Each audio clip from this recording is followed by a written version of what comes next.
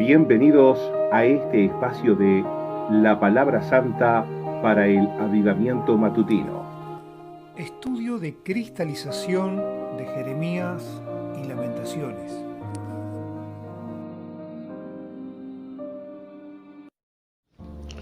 Semana 12, día 2, alimento matutino.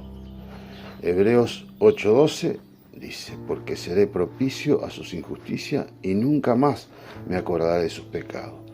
Salmo 134 dice, pero en ti hay perdón para que seas temido. Ser propicio en Hebreos 8:12 es hacer propiciación por nuestros pecados. Cristo hizo propiciación por nuestros pecados para satisfacer la justicia de Dios, para reconciliarnos al satisfacer las demandas de la justicia de Dios. Hebreos 2:17. Es con base a esta propiciación que Dios perdona nuestros pecados. En Hebreos 8:12 el Señor nos dice, nunca más me acordaré de sus pecados. Aquí vemos que Dios se olvidará de nuestros pecados. Perdonar significa olvidar. Si usted no olvida, eso quiere decir que su perdón no es genuino. Dios no solo perdona nuestros pecados, sino que además se olvida de ellos.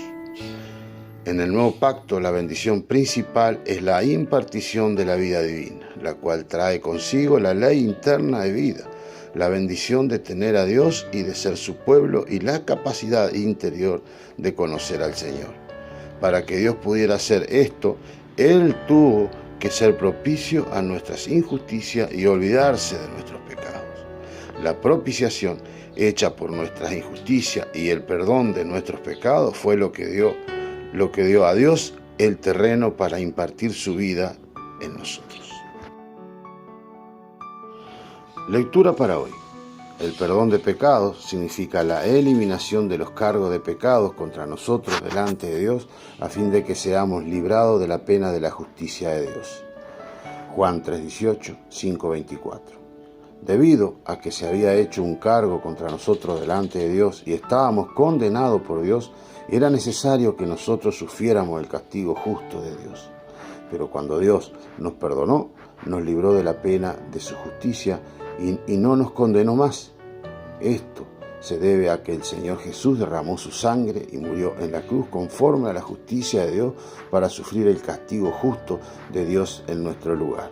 Hebreos 9:22. Satisfaciendo así el requisito justo de Dios. Por consiguiente, conforme a su justicia, Dios puede perdonar y perdonará los pecados de los que creen en Cristo, cancelando los cargos de pecado contra ellos y librándoles de su pena. En el Nuevo Testamento, la palabra griega para perdón significa hacer que se vaya y enviar lejos. Mateo 12:31, Romanos 4:7, Hechos 5:31 y 13:38. Cuando Dios nos perdona de nuestros pecados, Él también hace que los pecados que hemos cometido se aparten de nosotros.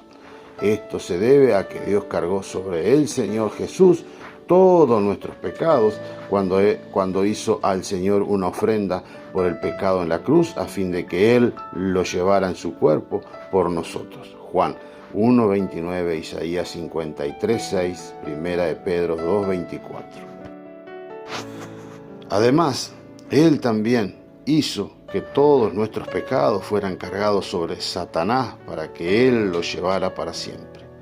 Esto está revelado en la expiación que se registra en el capítulo 16 de Levíticos.